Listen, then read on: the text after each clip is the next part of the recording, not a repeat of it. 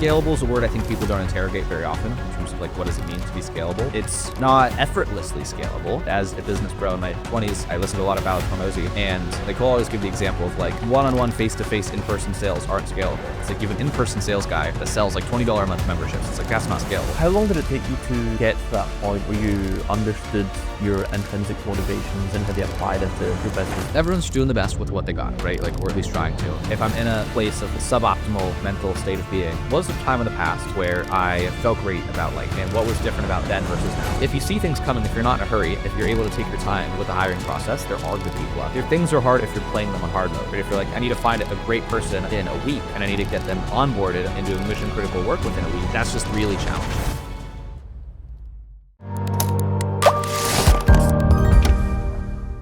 Louis, welcome to What up? I'm excited to be back. It's good to be here. Always a pleasure. How long has it been? I mean, since the first time you interviewed me, way before the I report, a couple years. I mean, that was probably 2022, maybe. So, yeah, I think the first time you doing spoke was 2022, before ChatGPT was like in the public domain. Before I worked in AI, I think I was before you worked in AI for sure.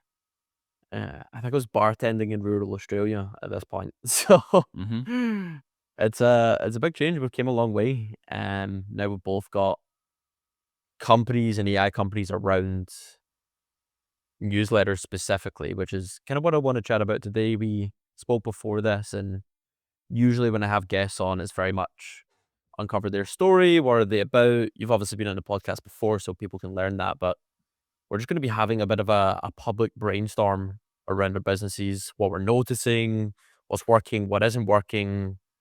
Yeah, and maybe see if we can solve some problems for each other live on a call. I'm all for it. All for it. I think what would be helpful then is for people that don't know you, don't know your business, give us some context into what you do, first of all.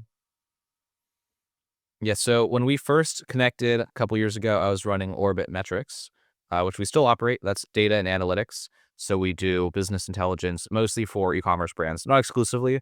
Really, anyone spending at least $2 million a year on ads, it's worth it for them to get their data extremely, extremely accurate and really easy to read and really easy to understand, because you are operating a big enough ship or a big enough budget where really small tweaks can have a huge difference.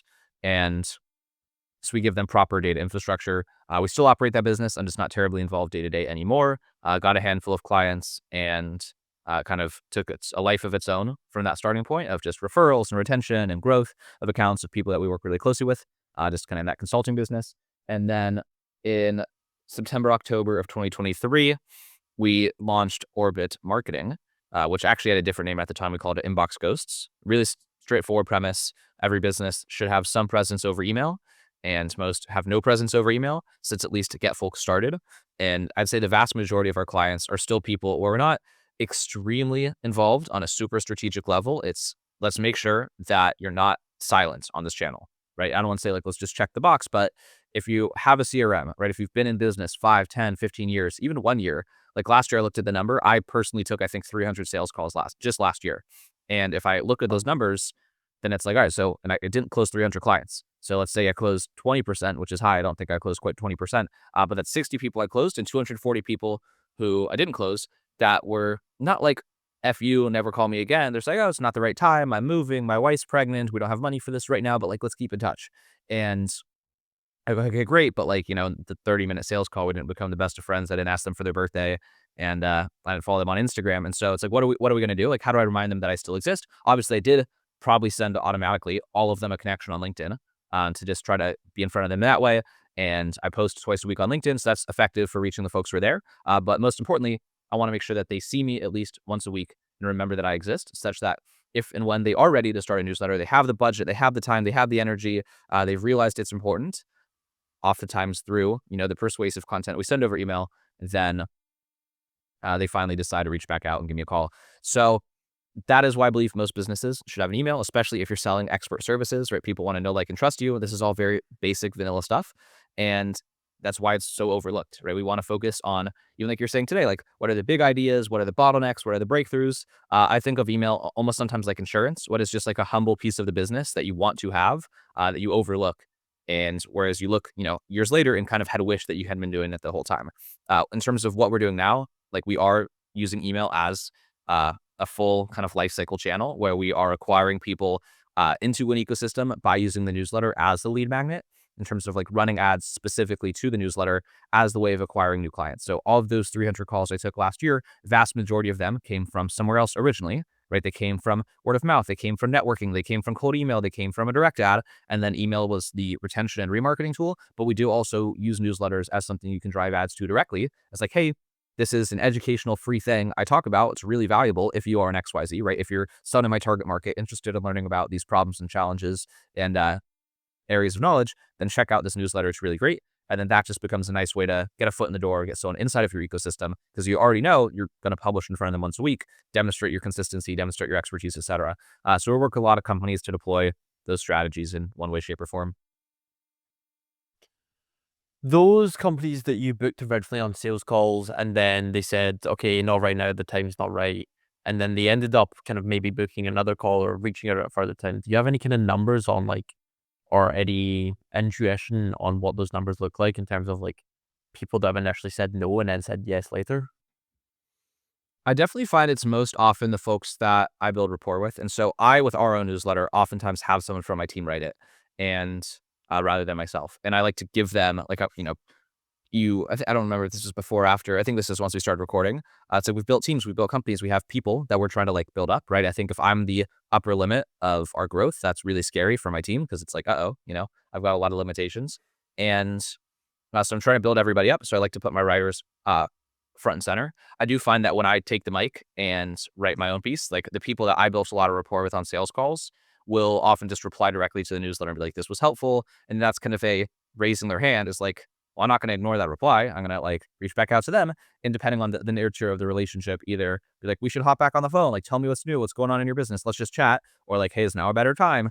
And so that happens pretty frequently, almost every time that I take over and actually write the newsletter myself rather than have one of my writers do it. And I like to put their face on it and give them the opportunity to kind of get in front of everyone and also let the people see it's not just me, right, running this company. It's like really we're building a whole team here. So I don't know quantifiably if I could say like it was dozens or a handful of times last year and in terms of the stats and conversion rates, but pretty regularly on the Friday send, someone will raise their hand. But it is funny, like it doesn't happen when we send bad ones, like or bad or neutral ones. It's only when I really say something opinionated that people raise their hand and speak up. So it's when you take a stand and like don't put out vanilla content. It's when I put something vanilla out that's kind of just a safe newsletter, just to make sure that we like didn't go a week without saying anything.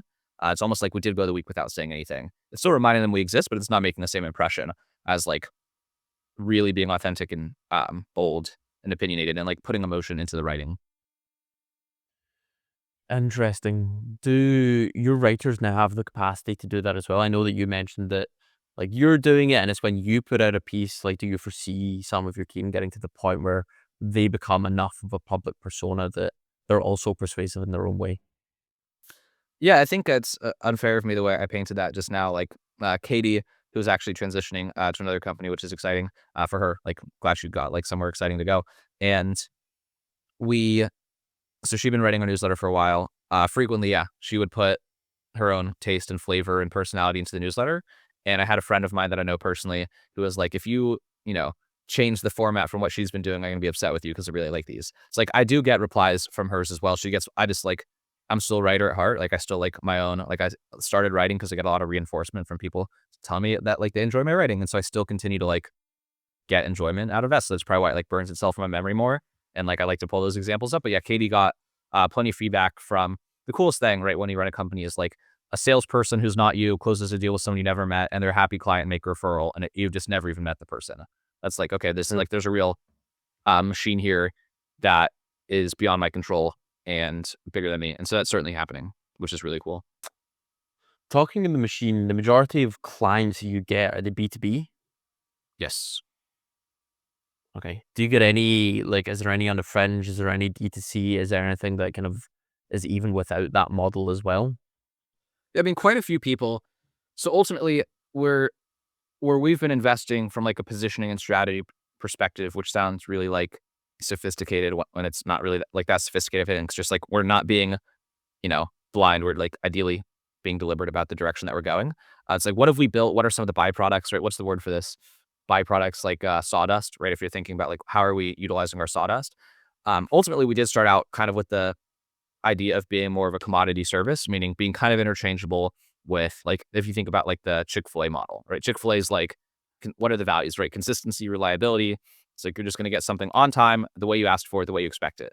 And that's a way to check the box for, you know, now email is handled. I don't have to think about it. It's on autopilot. The reason most founders or business owners or marketers don't do it's not because it's challenging, not actually because it's confusing, just because it's like a lot of work every single day and demanding and all the time. And it's just very easy in any given week to be like, something else takes priority today. I'm not going to get this done. That happens 8 to 10 weeks in a row. And then you just forget about it altogether. And so our original kind of unique value propositions were just like reliable, consistent, straightforward, good content shows up every week. Strategically, we've been shifting more so to thinking more like a true marketing agency rather than a service provider of like just a simple, hey, we will deliver this thing for you on time, and getting more involved in terms of like, no, like we are effectively, to the extent you want us to be, going to act like a fractional CMO, going to act like a consultant, thinking big picture for a whole company.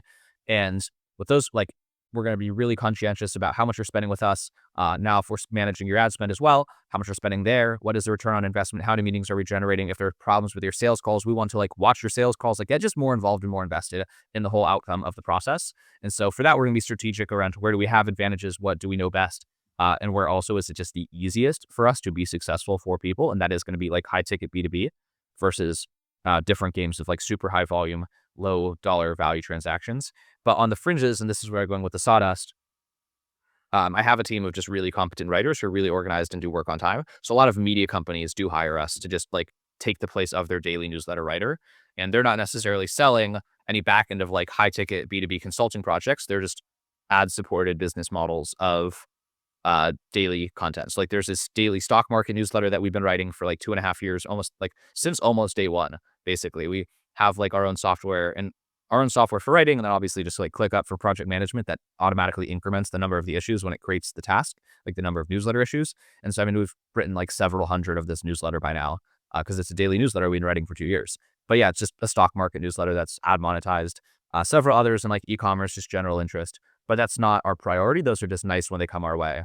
But again, we're not so differentiated from any other writer you could hire when you do that. It's just like we're a reliable team. We're professional. If our writer goes on vacation, that's our problem, not your problem to find a backup. Just like the benefits of hiring a firm over hiring an individual to do a certain scope of work. Um, Mhm. but that's not going to strategically position us for growth the same way in referability, right? It's just like, I want to be referable when someone's like, hey, I want to grow my business. Who do you know that's really good at that? I want us to come to mind when that's the question, not like, hey, I'm looking for a good writer. Do you know one? That's just more niche and less common of an occurrence versus just, I want to grow. Who do you know? Right. Then it's like, okay, that's just a more powerful frame to be operating from. So if you're starting with just learning how to write a newsletter and create newsletters for people that the work, and now you're going into like these different components, I'm assuming growth is part of that. What are the other components of becoming a full service marketing agency? What are you doing for someone to be the growth person or the fractional CMO? We want to limit our playbooks to a small number of things that we know work. So we're just focused on, I'll call it the email funnel or the newsletter funnel. And so in terms of what we're most directly influencing, in terms of like, we will go hands on and do X, Y, Z. And candidly, this is a lot newer of a swim lane for us. So a lot of this is still being like discovered. And we're still just now onboarding our first handful of clients where we're like really changing the boundaries and the expectations and the framing of the relationship to be, certain number of qualified meetings guaranteed and all of that. So a lot of that in the early days will kind of be a willingness to like do lots of unscoped work that was outside of the scope of the contract. Cause it's like, if we promise an outcome and we said we were only going to do this, but we realize we're going to come short if we only do that, or like there's a problem that's out of what we originally scoped that's going to lead to this problem. Like, for example, um, right now we're running paid ads through Facebook. And it's funny, I had someone on my team ask me like, so are we only running ads on Facebook for the client? And I was like, if you're asking that question, that means I've probably there's a dozen of other people that were confused about that too, that I've been like saying to on sales calls. Like I say Facebook ads, knowing that refers to placing them anywhere that Facebook has reach, right? Meaning like Yeah. Instagram, Instagram, WhatsApp, whatever. Yeah. literally, but like WhatsApp, right? And so threads. And so that is something that like I need to just classically remind myself to speak more clearly about. Like we're running Facebook ads and like all the shorthand, but like Facebook as the ads manager, Instagram as the platform for like everything else. Cause some might literally not do that because like, well, I don't use Facebook, so Facebook ads aren't going to work. It's like, well, it's not what it means, but like that's my fault for realizing that that might be where they are in terms of like their knowledge and their understanding. Same thing with like Google ads might mean YouTube, which means someone might see it like on their television at home because they might be watching YouTube on the TV. So it shows up when you're sitting on your couch, which is like the craziest thing in terms of how much you might not be communicating a situation that makes someone see your offer in a different way. But running ads to the newsletter as the thing people opt into. And then when they opt into the newsletter, surveying people. So building a whole funnel, but usually we just use go high level to say, hey, please answer these questions to complete your registration for the newsletter so we can personalize your experience, so we can best serve you, so we can know who our readers are, whatever the reason. And then when people answer the questions in a certain way, meaning like they're qualified for the actual business offer, direct them to some sort of like offer page or funnel there. For example, though, if they don't have a VSL, right? That's something we didn't say like, we will do this for you. We'll film your VSL, we'll shoot your VSL, we'll hire an actor. But if we're just finding that like for certain clients, the offer page is just not going to convert without video, meaning like the page that actually says, hey, do you want to buy this product in addition to the free newsletter has too low of a percentage of people that choose to ask for more information, book the call, take the offer, then we might just like decide, you know what, let's just make a video for this client and let's just not charge them because like we want the outcome. So just changing the incentives. Like I think I've known intellectually for years. I think like I probably said, I don't know if I said this to you on one of the podcasts we've done together in the past or not, but I think so much of maturing in like any field is realizing what advice you heard from day one that you can't ignore any longer. That's just like, all right, someone's been telling me this since day one, and I've thought I'm the exception, or yeah, but I can ignore that one because I don't like that one. And just like the maturity is realizing, like, no, that's the path. That's like a feature, not a bug. There's no way around that. And the one that I'm getting at is just that incentives drive behavior. Like I've known that there's a lot of things within our business that just don't have proper incentivization, and there's behavioral implications that always follow that. And so if we're incentivized and set the expectation of like, we will generate a positive return on investment for you, we're going to do things beyond the boundaries of what we put in the contract if that's what's necessary to generate results. And I've been listening to like a ton, again, I've been listening to a ton of podcasts lately. I've been doing that for, I don't know, the last decade at this point, but I've been listening to podcasts again, and I'm at a point, I'm sure you're at this point too, where it's like your basic needs are met without like, you don't have to necessarily do a lot more in the business to meet your basic needs in terms of like put food on the table, pay rent, have some spending money, goof off a little bit. And so it's like, okay, do I just want to do this for money now versus like, I'm kind of out of that survival mode of like, let me just blitz by any means necessary, a bit mercenary to just like get this far. And now I'm like, I want to, don't get me wrong, we have plenty of case studies. We have a lot of testimonials. We have a lot of happy clients, but it's like, was the point of the business to create case studies or is the point of the business to close deals? And so now I'm kind of shifting to this point of like, this is not as meaningful as it was to just like watch the scoreboard go up and like run it up just to like, it's more like focus on the process, focus on just getting excellent results for people and like really find joy in meeting and like being excellent in terms of the outcomes for people versus like, all right, we got a lot of clients. We have 30 clients that we're managing newsletters for. Let's make it 60. Let's make it 90. Let's make it 100 versus like, let's focus, how many case studies are we producing per month? Because you don't produce a case study unless someone's really happy, unless you've really like changed the trajectory of someone's business. And so getting more excited about the impact we're having on other people.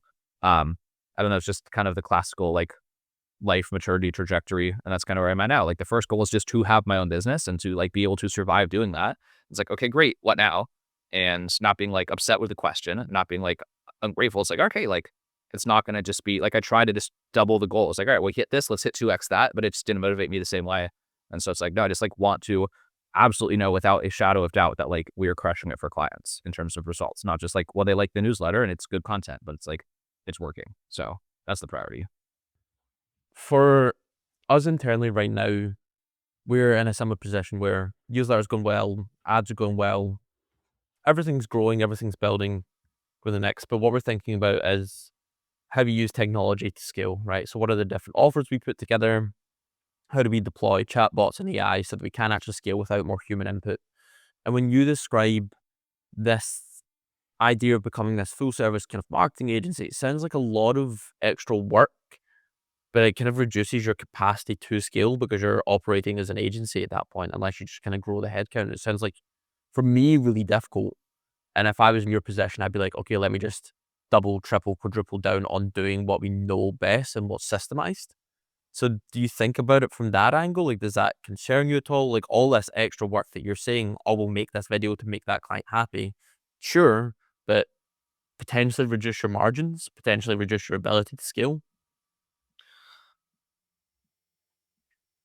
I mean, every path has difficulty, right? Like, there's going to be all sorts of questions I could ask about. Well, what about this other thing and the difficulty that'll arise from doing it, and things like that. There's going to be challenges from doing it, and that's where specialization comes in, right? And so once Mm, you have a playbook for a business, you can give it to a pretty similar business and learn and apply patterns. And so, like, all of the work, if it's well documented and you have similar people on the accounts, like, scalable is a word I think people don't interrogate very often in terms of like what does it mean to be scalable. It's not effortlessly scalable, right? mm, But that doesn't, and this isn't going to be an original idea. Like, I sometimes am flustered by, again, we're kind of the product of our inputs, right? So like the things that we speak are going to be related to what we've been thinking about, which is going to be listening to what we're consuming.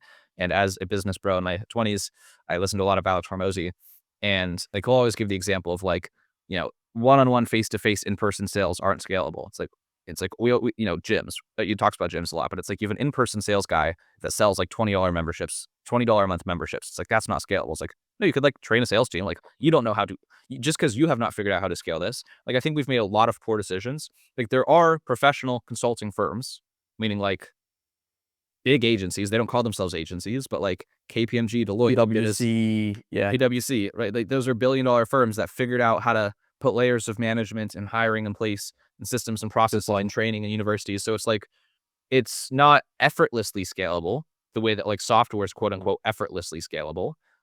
But you have people that provide a professional service. And now, there's something that, and this is not meant to be like demeaning, degrading, whatever, but like, someone who I interviewed a year or so ago, who I still haven't published the podcast with because I've been a bad podcast producer for myself, but I've just too many things. Anyway, he has this framework he calls founder uh, growth hires versus clone hires, right? Some people can only come in and operate a well-defined seat. Other people can come in and build seats, and there's a huge price differentiation between the two types of people. And so, doing discovered work, meaning like creating the seat of like, we're not going to serve all clients in this like figure the heck out whatever way forever, because you need kind of superstars, super high agency people, super high like sense of figure it out on your own to offer and deliver that type of thing.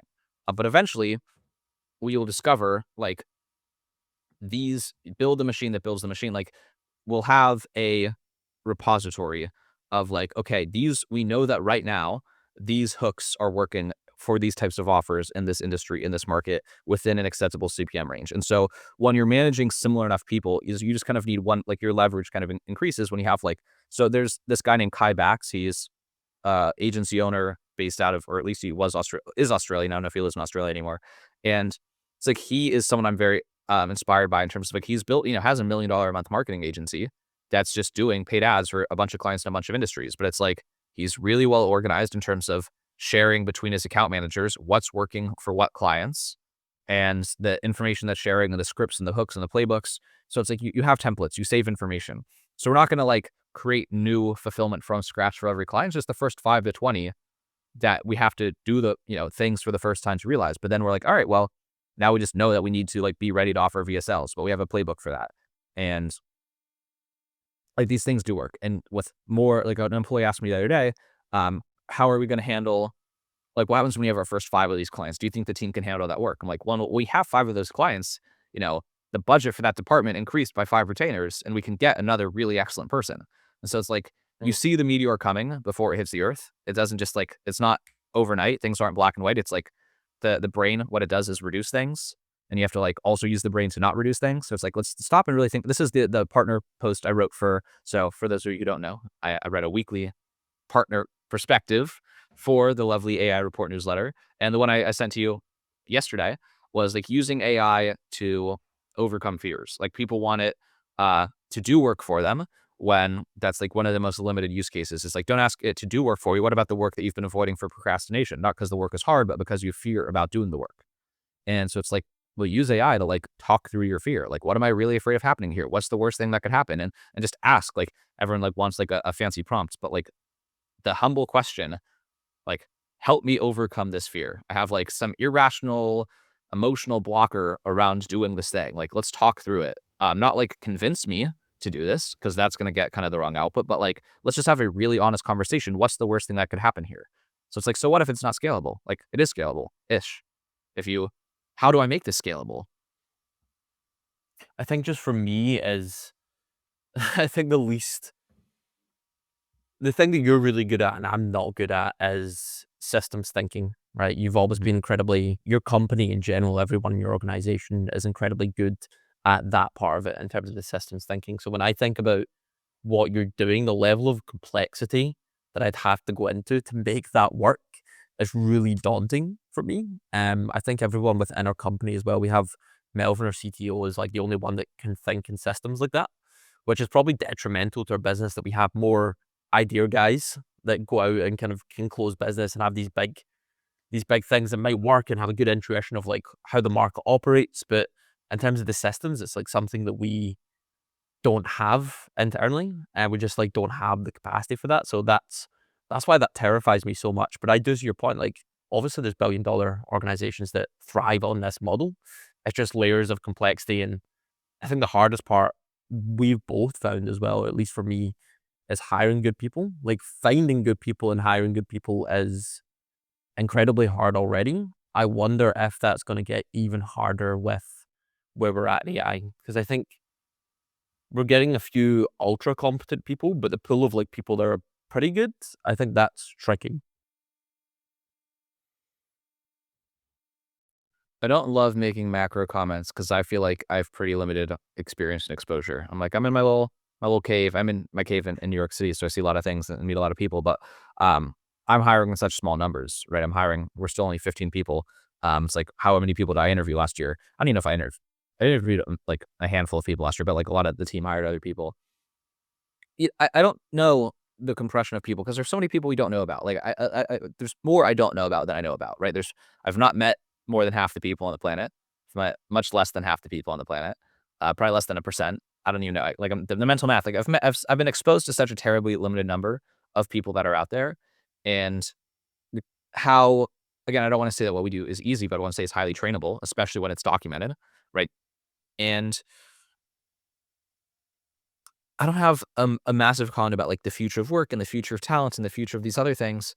We've been very, if you see things coming, if you're not in a hurry, if you're able to take your time with the hiring process, like, there are good people out there. If you're able to take your time with like, things are hard if you're playing them on hard mode, right? If you're like, I need to find a great person in a week and I need to get them onboarded and doing mission critical work within a week, that's just really challenging. And if the mission Yeah. critical work is like, figure out how to build a marketing agency from scratch because we don't actually have proven systems or offers or playbooks yet, that's like, really, really difficult to place your finger on like what exactly the problem is. Was it the person? Was it the onboarding? Was it the context? Was it they were just working with bad clients that didn't have budget? And versus like we hired last year two engineers who were doing really well for us, and Sean, my business partner, like, started that hiring process like 3 months out, and he went to every client that we've worked with and every, like, his whole network, and it's like, hey, I'm in the process of hiring these people, and like, referrals of referrals of referrals and interviews and technical tests, and it's the same thing of like, again, let's study success, like the big companies that consult, like these management consulting companies that I haven't worked for and I'm just pretending to be knowledgeable about, but like from the outside, they hire people and they're not putting them alone on huge projects on day one. So it's like that's why they have these hiring cycles. The interns that come in that do a summer internship and then they go back to school for a semester and then they hire them. And so it's like, if you're doing these things on a startup Twitter instant gratification timeline of like, put out a job, expect to have good candidates on day one, expect after one interview to actually get to know them. Like, we have a mutual friend who just got hired at Cursor, and that was like a very long interview process for him. Um, Yeah. 6 or 7 rounds sort of thing. Anyone I know that works in that industry, Yeah. 6 or 7 rounds and interviews and tests, and it goes for months. Yeah. And I would have been like, he's a good guy, give him a try. But they're like, no, like, so it's being patient and, growing out of startup chaos mode a little bit. Yeah. Talk to me about the different components of your business. So obviously Orbit Metrics is still running. Obviously you're doing the agency work. You are working with the SaaS tool that you developed as well. Talk to me about how they fit together and how successful the other ones are right now, what you're seeing in the market. Yeah, Orbit Flows is our software that we built for ourselves, and we just were like, well, you might as well put a payment portal on it. Like the extra work required to make the internal tool public facing and create 2 organizations and put everything in the cloud is better infrastructure, better, more reliable and robust for us to maintain for ourselves. And so it is project management software, content creation software that we use to manage, dozens of clients with dozens of different types of deliverables, oftentimes for the same client, and really granular preferences that we interchange between writers. And it's just something that, especially when we started, it was just not going to happen within ChatGPT. Like you don't have the sharing, etc. The it's purpose built for exactly what we do and the ways that we like to do it. And so we figured we might as well at least make it available to other people that do the same type of work and have similar types of organizational structures and challenges. And marketing it has really not been a priority since like July and August. It's mostly been a downsell or a like resolution, or what's the word? Like not reconciliation, like consolation. So people who are like, hey, you've been running my newsletter for a year. Honestly, I have the time to do it, or I don't want to pay you guys anymore. I'm just going to write it myself. We're like, hey, you know, you might like this tool. It's what we've been using to write it. And it might be helpful for you too. So a lot of former clients are just software users. And that's a nice way to like turn a retainer, not from zero, but into like a SaaS subscription. And that is, marginally helpful. And for the most part though, I've kind of reframed this year as like, so Ethan, who develops the software, right? He's been on the podcast as well. Shout out Liam, having the whole team come around the show. But Ethan's been on the podcast. He's a very brilliant AI developer, AI thinker, and just good software engineer. I've wanted this year to get him more involved with, again, coaching the team, mentoring the team on like teaching them how to use AI more strategically. So at least for this year, we do have some promotions that hopefully some exciting partnerships coming out to promote the software as well. But we have just limited resources. Again, another Alex Hormozy statement that I think is quite wise is like strategy is how you allocate limited resources against unlimited options.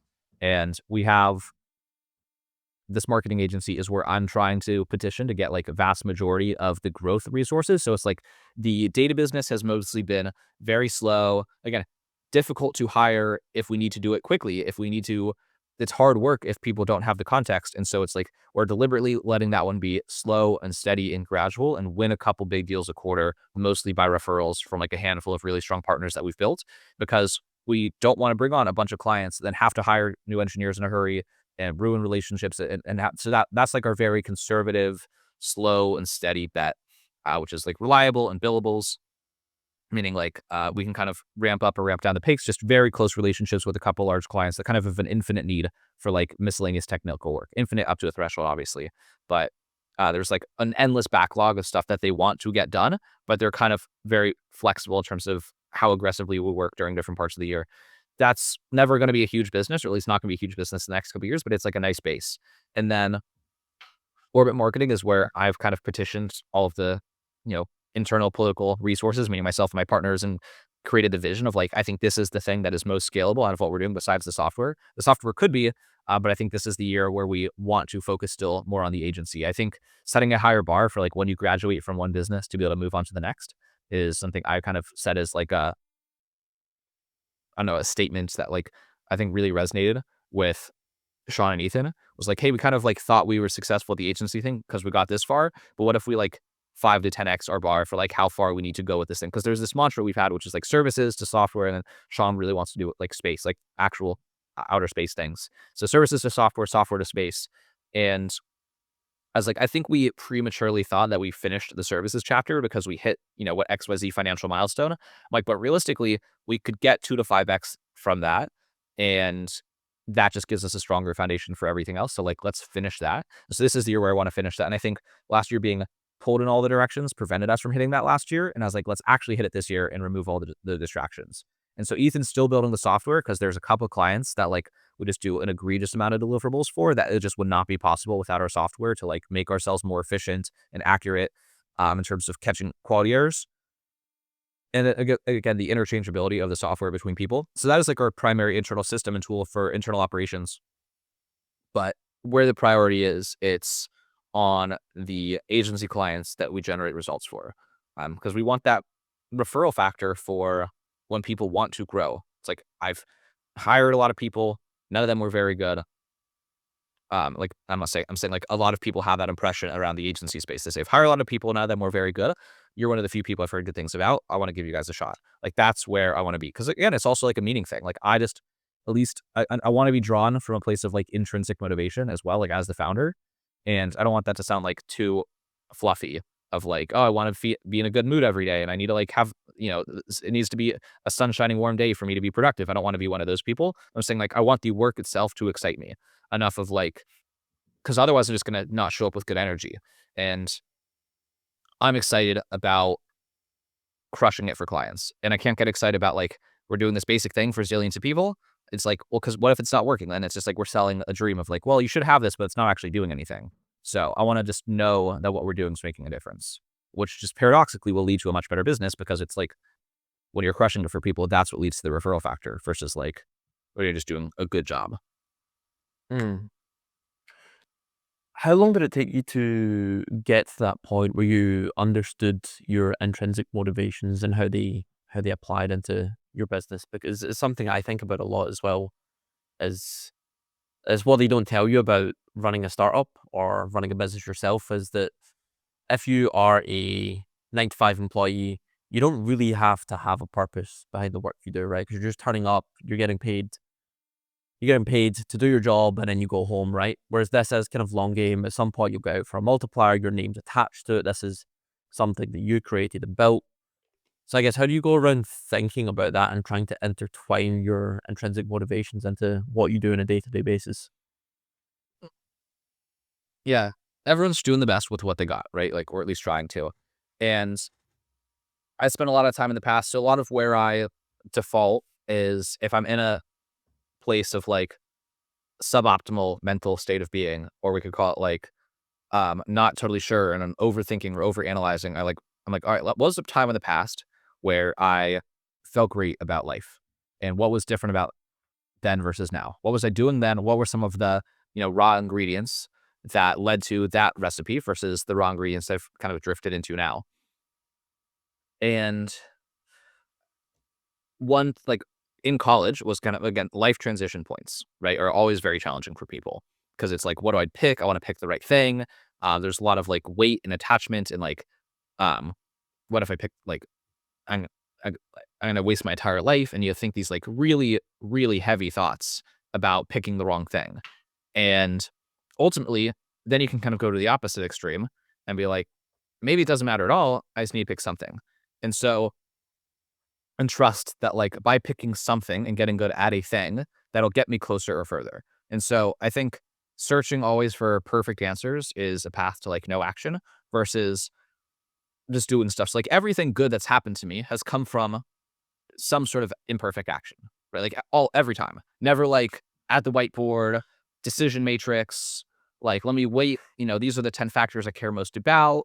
And this is the one that like this is a 1 out of 10 importance. And it's like, no, like that's never actually led me to like the truth, the same way that like again, like there's wisdom in your body. Like your brain is just one of your organs, that not like the only organ. And so it's like sometimes you're just pulled to things and you can't always explain why. And so what is like, even like as I plan my sprints, or like if people are familiar with Agile, like even as if I pick the work on my to-do list, it's not like what is the best top-down waterfall methodology, most important project in this order versus like what is one thing I know is important that will move the needle forward that I feel like I can complete today. And so it's like I could focus on what's the system that's going to get me 3 deals a week. I'm like, or I could just like go keep getting the next deal. Because if I know that I'm singularly focused on closing the next deal, I'll close the next deal because I just know that I can do that. And then if I do that again, I'll close the next deal. And if I do that again, I'll close the next deal versus like designing like the, contraption of all contraptions. So I think coming out of college, I was stuck for like 3 to 4 months because I was like, I've been interviewing a lot of people. I have this podcast. I want to do entrepreneurship. I want to find the perfect thing. I want to start my own business. And I just like, there's no way to make a decision. I'm like, okay, you know what? I'm just going to like pick something and move forward and then trust that like by being out in the world, out of my house, off of the computer, like something will happen. And so I was like, what am I interested in? What sounds good? And I was like, I love the Bitcoin industry. I love crypto. I like marketing. So I just like found a job in that industry. It's like, good enough. Good enough. Let me move forward. And that's what you'll find with like founders and decisive people. And that's what like Sean, who my business partner, one of his great strengths is he's just a decisive person who just refuses the strategy of do nothing. Like that's never an acceptable option. So it's just do something because something produces an action and information and you meet people. And it's like, again, as you know, like so many opportunities I'm sure have come to you from the podcast, not because you planned them, like I'm going to interview this person so it leads to this opportunity, but it's just like by interviewing and making friends and establishing a good relationship with hundreds of people, something is bound to happen, right? It's just true. And so for me, I'm less clear on like, I kind of hit the wall of like, well, one, I found problems with the other path that I didn't want to solve basically, or that like that left a bad taste in my mouth that I'm like, don't want to ignore. Like, I just don't like where a lot of clients that we work with, it's let's get a good newsletter out, but it's on them if it is actually driving meaningful results for their business. Um, just don't like that. That's just that worked to get me personally my career from 0 to 1, but it's not the next step. So it's like, what is something that sounds interesting that I can just do? Because like inaction goes nowhere. Inaction doesn't teach you anything. So I can't tell you where, I can't like point to a location in my body or like the three-dimensional spot within my brain, but it's like I am excited about this thing for the next 3 to 9 months. And by doing it, I will learn something and the team will learn something and we will move forward. And overthinking for the next 9 months will not move us forward. So it's like, get some clients. Who cares if it's not perfect? Who cares if it's not full price? Make progress on this new thing. We'll learn things. We'll meet interesting people. We'll we will learn stuff and we'll move forward. And so it's like, am I really excited about what's in front of me is kind of my frame, right? I don't, not like life does not have to be perfectly designed in 40-year chunks. It's just like the projects I'm putting on my plate for the next quarter. Does that seem really exciting? I'm excited for my average weekday for the foreseeable 4 to 12 weeks. And if Mm. that's like good enough for the most part, because it's like put the problem in terms that you can solve. And this is again back to like the overcoming fear AI discussion I was writing about yesterday. It's like I was afraid of trying paid ads for a long time. I was just afraid to spend money on ads. It's like help me overcome this fear. And it's like, okay, well, do you think you could spend $10 on ads? Like, yes, I'll put 10 because these things are amorphous and feel huge and unsolvable when you like let them be amorphous and huge. Like, what is the right next move? I don't know. Just like give up on the question. Like, what is a move that feels exciting for a quarter that I can just blitz that I know will make progress for us? And so it's like change it to something that feels doable and then do that. Do you feel any degree of urgency to build this business into a certain size and then sell it? I always think about how rapidly AI is advancing, how much the landscape's changing, just in terms of how like the market's changed so massively in every field that we're doing. If I think about the newsletter market has become saturated a lot. The cost of ads has changed a lot, and the marketing is different. And I feel a sense of urgency to make this work now before we kind of reach that capitulation point where there's 10 companies in the future and they do everything, and everything else like boutique agencies and boutique companies and startups kind of get wiped off the face of the planet. Is that something that's in your mind as well? Maybe it should be. I mean, it's a little bit. Um, Mm. some things like, you know, if they happen, everything else doesn't matter type thing. Like if we go to dystopian society and I'm just toast, right? Like sometimes there are things that like you can't stop. So it's like if things are that bad, even if you hit this outcome, I mean, so yeah, I mean, I think a lot about, and I think I wrote this down yesterday, but like, is worrying about my problems 24/7 actually giving me better ideas for solving them? And so it's like, to what extent is the urgency change? Like, a belief is only helpful insofar as it's changing your behavior in a helpful way or changing Mm. your decision making in a helpful way. And so, if I think like a lot of this also you could approach from like a perspective of dating. Like if you're approaching dating with a sense of like, I need to get married in the next year, this like has to go well, then like you're approaching every date with like a weird level of intensity and pressure that's like off putting versus it's Mm. like, I think I'm not saying like be less ambitious and be okay if things take longer, but sometimes the expectations you're placing on things are the things preventing you from having those things go the way you want them to, because you're just so expectant about like a specific thing versus um focusing on the things that lead to the thing. And like not keeping track. I think like I count like being too quantified self, being too quantified of like caring too much about numbers, especially the wrong numbers. Like how much did MRR grow this month? I'm just trying to, and again, there's, I'm trying to learn in general in life not to like make the most dramatic of big swings in life and in business and like overcorrect. And maybe I'm overcorrecting a bit towards like intrinsic rather than extrinsic this year, meaning like as long as we are just crushing it for clients, like good things will happen. Um, Yeah. if we do that, and so as long as you are making an excellent newsletter, and you have to like have some attention to the results. Like if it's an excellent newsletter that one person's not sharing, well, it's not an excellent newsletter, right? So it's like you still have to have an eye for the fundamentals. But I don't know, like we can talk about your business and the direction of the questions you're asking yourself, but like interrogating the words and making sure you get specific. Like we need to make it by this time. So it's like, is it 2 years from now? Is there a date? Is it just because these like ambiguous things of as big as possible, as quickly as possible is not achievable. Um, versus like, and like if it doesn't happen, like have you accepted that? I'm not saying like think about losing, but like just relax. Like how do you just get yourself out of this? Is the state of frantic urgency and panic and necessity making you a better operator? Probably not, right? It's going to make decisions out of fear and decisions out of short term thinking, and so it's just being a bit more like life's okay. If this doesn't happen, I'm not going to die. Like if it doesn't happen, it just being too attached and being too burdened and like imprisoned by weird, ambiguous, vague, impossible expectations of like, because then it's easy to fall into the trap of like every moment of my life needs to unfold exactly as planned for the next 10 years for everything to go to plan. It's like I need the best possible outcome. So then if anything doesn't go your way, it just like ruins your day and ruins your mood. And then you're not the type of person people want to talk to. So it's like being a bit more like in flow with the world a little bit might Yeah. help. I do like that because I struggle with that. Obviously, part of running a business is that you are aiming for that big exit at some point. You want it to be profitable. You want to take care of your employees. Like you want to grow. But I get way too warped up in that where I forget that, yeah, the biggest thing is being able to turn up day to day and actually enjoy what you do. And good things lead to good things, right? Like the better quality content I put out has led to better results. The podcast I love doing, and that's been like one of the biggest levers that we've ever pulled. So you do make a really good point. It's just it's finding that balance between like what works in the market and what you enjoy, right? And trying to find that ikigai of where they overlap. Um, but yeah, it is difficult, and I struggle with it. I think for me as well, like AI and technology, I enjoy and I like, but I love it. Like there's some people that are really, really, really, really passionate about AI, right? I wouldn't say I'm one of those people. I like AI. I find it interesting. I find it engaging. I enjoy educating people about it, but it's not my core passion, right? My core passion is not technology. That's different from other people.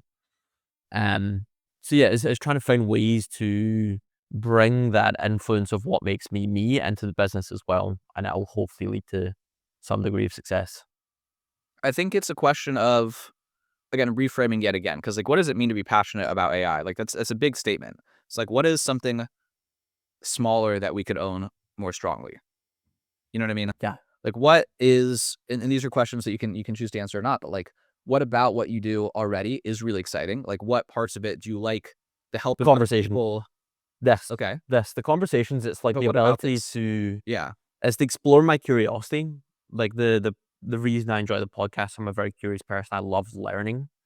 So it is the learning aspect that I enjoy the most. And when I have podcast guests from Shopify and Asana and Slack and Salesforce with these big executives doing different things and doing crazy things with AI, being able to like jump into the nitty gritty of what they do and how that works is really, really interesting to me. The whole building systems is not something that I'm particularly engaged with. Yeah. But what is it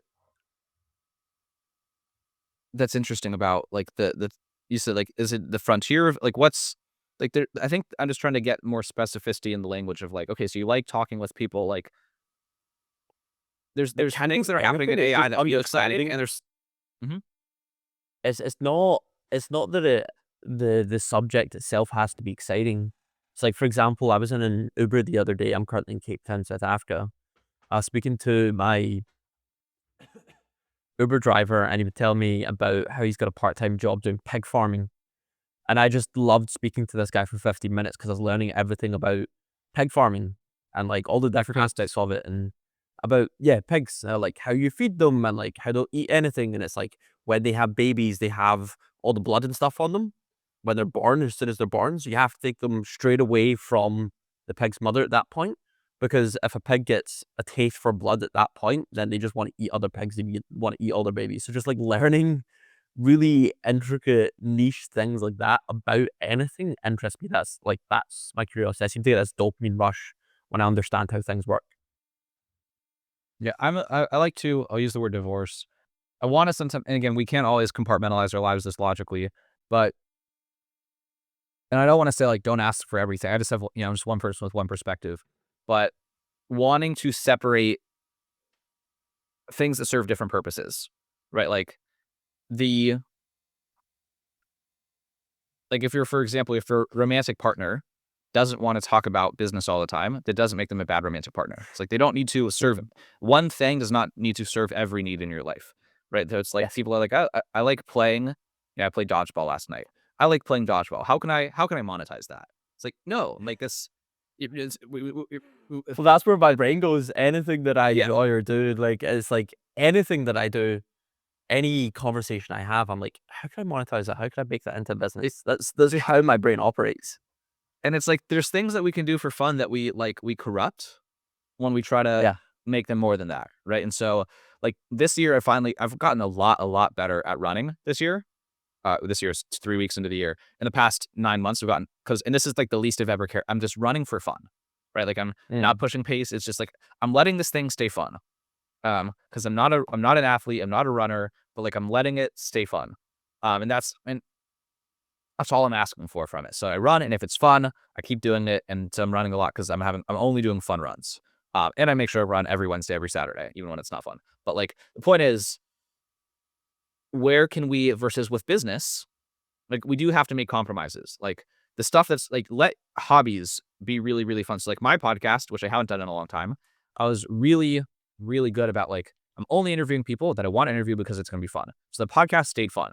The problem I haven't published in a while is because like publishing is not fun. So I have to like reinstall that system again, like the thing to enable me to do the thing. But that's kind of what killed the podcast, is like I rebranded it to be part of the business, and then I kind of felt this expectation to do it in a different way. And then I did that for a while, and it wasn't very rewarding. So then I stopped doing it, and I was like, I'll just bring it back. And I just like haven't overcome the inertia of bringing it back yet. So versus within the business, it's like what within the business feels not like, giddy with enjoyment, but like we know is helpful for the business, and does, everything's going to have work involved with it. Otherwise, there's not going to be any commercial value in doing it. There's going to be parts of it that aren't fun, because if it's all fun, there's no supply demand. It's like we got to, again, I said it earlier, like what can we not ignore? What are the fundamental truths about a specific thing? Supply demand. So it's just like pure bliss and fun and effortlessness. Like no, like you're not professionally drinking mimosas on the beach and getting paid to do it most often. And so it's like within the business, what intellectual pursuit within, and so for you, that's probably not like systematizing businesses and being an ops consultant, but there is probably something, which is like, I know you'll do a lot of like AI training and education, and like you're like that part of it still might look like work, but like again, we were talking earlier about the stuff you're doing with shorts on YouTube and like the media stuff and the learning and the education, like that still seems good. Like there's something within the business that like if I won the lottery, would I still want to get really involved with a handful of clients and like be their fractional CMO and want to, I don't, not necessarily, right? I'd like just Mm. play more dodgeball. But like otherwise, there's like a compromise. So what within the boundaries is really fun of what you're doing. Like I think again, you said you like closing the deals, you like doing sales. So it's like there's a world in which like there's a person that can unlock the other aspect of the business, where it's like if you just love the hunt of like crushing sales, like just do that a lot, like keep closing big deals and like find a good operator. If like that's a super strength that is profitable, that's not like your intellectual strength, but there is something, I'm sure, that like you've, Yeah. otherwise you wouldn't have been able to push this far. Like I think you have a lot of discipline. I think you have a lot of willpower, but there's enough that's also fun about what you've been doing that's like also kept it fun and rewarding. And so it's like the thrill to kill. It's like keep crush like this is something I've been doing a lot of. Like I did very little sales last year because I really focused on like building a team to do sales and trying to be so scalable. And like the founder's doing all the sales that's not scalable. And I'm like, we need to make some sales. I got to be the one to do it. And I'm like loving the thrill to kill again. I'm like the follow ups and the looms and the effort and the strategy and the persistence and the warfare. I'm like, that's really fun. Like, would I do it if I won the lottery? Probably not. I would not just go do sales if I won the lottery. But like within the confines of work, it's a pretty good time. So like, I'm just gonna do more of that and like let Wendy, who's this woman that we hired who's really excellent, really lead ops on the client projects. So it's like there's a trade off and a compromise. And I love writing our newsletter. I want to write more. I love writing your partner posts.